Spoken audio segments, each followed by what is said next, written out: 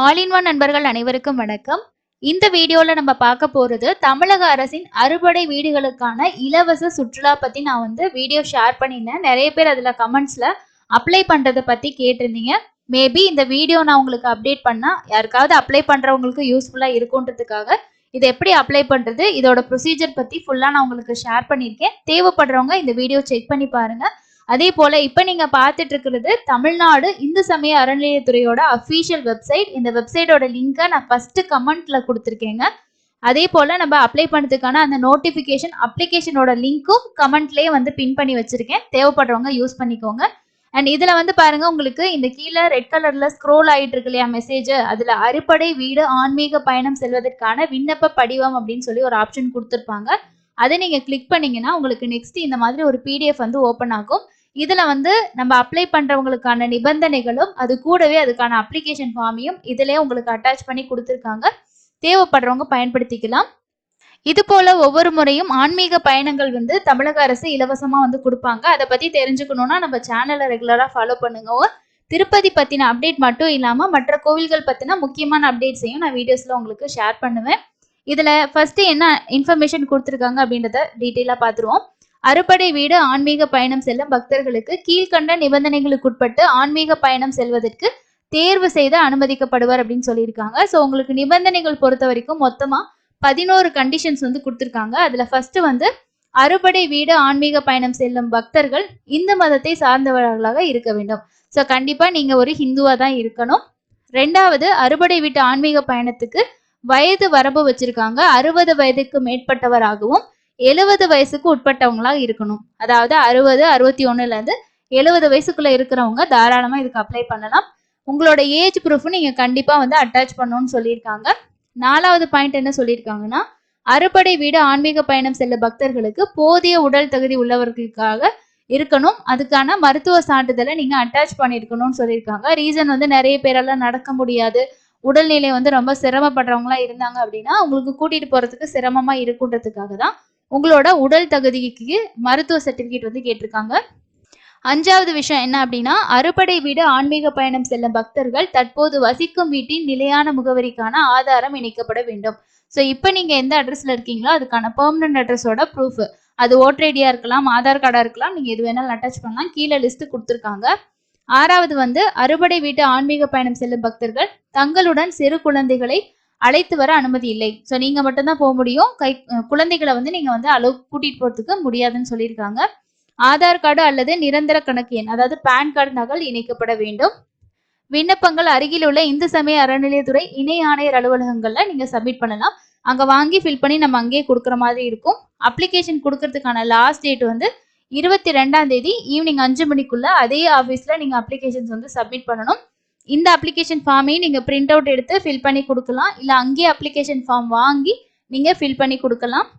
மேலும் விண்ணப்பங்கள் இந்த வலைதளத்திலே நீங்க பதிவிறக்கம் செஞ்சுக்கலாம் அப்படின்னு சொல்லியிருக்காங்க. இது வெப்சைட்டோட லிங்க் hrce.tn.gov.in அப்படின்றது தான் வெப்சைட்.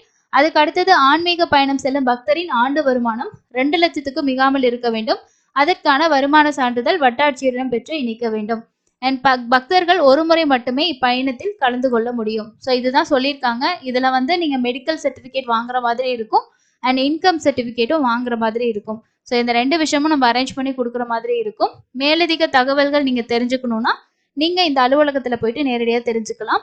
அதுக்கு அடுத்தது இதுதான் அப்ளிகேஷன் ஃபார்ம். ஸோ இதுல உங்களோட மண்டலத்துல இருக்கக்கூடிய இணை ஆணையர் அலுவலகத்துல நீங்க டைரக்டா போயிட்டு கேட்டுக்கலாம்.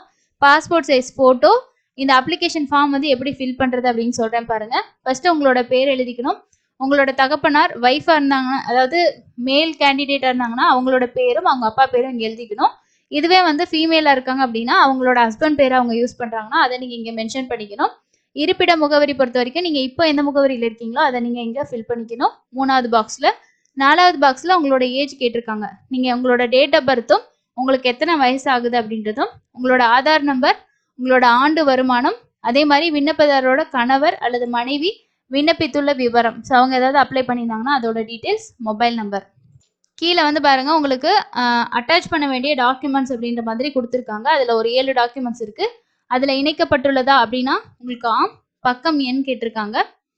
ஒரு பக்கமா 2ஆவது கொடுக்குற மாதிரி இருக்கும். இதுல ஃபர்ஸ்ட் என்னென்ன ஏஜுக்கான என்னென்ன அதாவது ஃபர்ஸ்ட் கேட்டிருக்கிறது நீங்க இந்துவா அப்படின்றதுக்கான ப்ரூஃப் வந்து கேட்டிருக்காங்க. பள்ளி சான்றிதழ், கல்லூரி சான்றிதழ்ல நம்மளோட ரிலிஜன் வந்து மென்ஷன் பண்ணியிருப்பாங்க. அது இல்ல அப்படின்னா தொடர்புடைய வட்டாட்சியர்கிட்ட இருந்து வாங்கின சான்றிதழ், பிறந்த தேதிக்கான சான்றிதழ் பொறுத்த வரைக்கும் உங்களோட ஸ்கூல், காலேஜுக்கான சர்டிஃபிகேட், அப்படி இல்லைன்னா பிறப்பு சான்றிதழ், இல்லைன்னா பாஸ்போர்ட்டோட ஜெராக்ஸ், இருப்பிட முகவரி சான்று பொறுத்த வரைக்கும் குடும்ப அட்டை, Aadhaar card, passport, voter ID இது எல்லாமே நீங்க அட்ரஸ் ப்ரூஃப்க்கு கொடுத்துக்கலாம். அடுத்தது 4 நாள் பயணம் செய்ய உடல் தகுதி உள்ளதற்கான அரசு மருத்துவர்கிட்ட இருந்து வாங்கின அந்த உடல் தகுதிக்கான சர்டிஃபிகேட் நீங்க அட்டாச் பண்ணணும். Aadhaar card xerox, income certificate கேட்டிருக்காங்க. அண்ட் லாஸ்ட்ல வந்து 3 பாஸ்போர்ட் சைஸ் போட்டோ இது எல்லாத்தையுமே நீங்க அட்டாச் பண்ணணும். அட்டாச் பண்ணிருந்தீங்கன்னா ஆமாம் சொல்லி மென்ஷன் பண்ணணும். கடைசியா வந்து ஒவ்வொரு அப்ளிகேஷன்லயே நமக்கு உறுதிமொழி வந்து கேட்பாங்க. இந்த உறுதிமொழியில என்ன கொடுத்துருக்காங்கன்னா, விண்ணப்பத்தில் என்னால் தெரிவிக்கப்பட்டிருக்கக்கூடிய விவரங்கள், அது தொடர்பா நான் சொல்லியிருக்கக்கூடிய இணைச்சிருக்க சான்றுகள் எல்லாமே உண்மை. ஆன்மீக பயணத்திற்கான நிபந்தனைகளை நான் படிச்சு பார்த்ததுக்கு அப்புறம் தான் அப்ளை பண்ணேன் அப்படின்றதும், பயணத்தின் போது 4 நாட்களுக்கு எனக்கு தேவையான அத்தியாவசிய பொருட்கள், மருந்துகள் அனைத்தையும் என்னுடன் கொண்டு வருவேன் எனவும் உறுதியளிக்கிறேன். இவ்விண்ணப்பத்தில் நான் அளித்திருக்கக்கூடிய விவரங்கள் மற்றும் இணைத்துள்ள சான்றுகள் உண்மையல்ல என்று உறுதி செய்யப்பட்டால் என் மீது நீங்க நடவடிக்கை எடுக்கலாம் அப்படின்றதையும் எனக்கு தெரியும்னு சொல்லிட்டு இந்த இடத்துல சைன் போட்டுட்டு டேட் வந்து கொடுக்குற மாதிரி இருக்கும். ஸோ இதுல இருந்து நமக்கு என்ன தெரியுதுன்னா, இது வந்து ஒரு 4 நாளுக்கான பயணமா வந்து சொல்லியிருக்காங்க. அவங்க எல்லாமே கூட்டிட்டு போயிடுவாங்க. உங்களுக்கு தேவையான திங்ஸ் எல்லாம் நீங்க எடுத்துட்டு போயிடணும். ஸோ அதுக்கப்புறம் நீங்க இன்னும் டீட்டெயில்ஸ் தெரிஞ்சுக்கணும் அப்படின்னா இணை ஆணையர் அலுவலகத்துல போயிட்டு நம்ம வந்து கேட்டுக்கலாம். ஸோ இந்த ஆன்மீக பயணம் பொறுத்த வரைக்கும் யாருக்காவது பயனுள்ளதா இருக்குன்றதுக்காக தான் இந்த வீடியோ நான் உங்களுக்கு ஷேர் பண்றேன். ஸோ காலையில ஒரு இன்ஃபர்மேஷனா ஒரு வீடியோல ஷேர் பண்ணியிருந்தேன். ஒரு சில நண்பர்கள் வந்து லிங்க் கேட்டிருந்தாங்க. மேபி அவங்க இதை பத்தி டீட்டெயிலா தெரிஞ்சுக்கிறதுக்கு இது ஒரு வாய்ப்பா இருக்குன்றதுக்காக நான் உங்களுக்கு சொல்லியிருக்கேன். இதே போல தமிழக அரசு சார்பில் காசி பயணமும் வந்து கூட்டிட்டு போவாங்க. அண்ட் நெக்ஸ்ட் வந்து நமக்கு காசி யாத்திரைன்னு சொல்லிட்டு உங்களுக்கு அதுவும் தனியா இன்னொரு இதுவும் சென்ட்ரல் கவர்மெண்ட் சைட்ல இருந்து கூட்டிட்டு போவாங்க. அதை பத்தின டீட்டெயில்ஸ் உங்களுக்கு வேணும்னா கமெண்ட்ஸ்ல ஷேர் பண்ணுங்க. நம்ம இந்த ஆல் இன் ஒன் சேனல் முழுக்க முழுக்க ஆன்மீகம் சம்மந்தப்பட்ட நிறைய தகவல்களை தான் ஷேர் பண்றோம். அதுலேயும் திருமலை தரிசனங்கள் தான் நம்ம அதிகமாக ஷேர் பண்ணிட்டு இருக்கோம். உங்களுக்கு ஸ்பெசிஃபிக்கா வேற ஏதாவது கோவில்கள் பத்தின தகவல்களோ இல்லை அதுக்கு போகக்கூடிய விஷயங்கள் தெரிஞ்சுக்கணும்னாலும் கமெண்ட்ஸ்ல ரெகுலரா ஷேர் பண்ணுங்க. நான் கண்டிப்பா அதை பத்தி வீடியோஸ் வந்து இதுக்கப்புறம் நிறைய வீடியோஸ் நான் வந்து அப்டேட் பண்றேன். ஆன்மீகம் பயணம் போகக்கூடியவங்களுக்கு நிறைய பயனுள்ள விஷயங்களை இதுக்கப்புறம் நம்ம ஷேர் பண்ணுவோம் அப்படின்றதையும் இந்த வீடியோ மூலமா நான் ஷேர் பண்ணிக்க விருப்பப்படுறேன். அடுத்து இன்னொரு யூஸ்ஃபுல்லான இன்ஃபர்மேஷன்ல மீட் பண்ணலாம். தேங்க்யூ.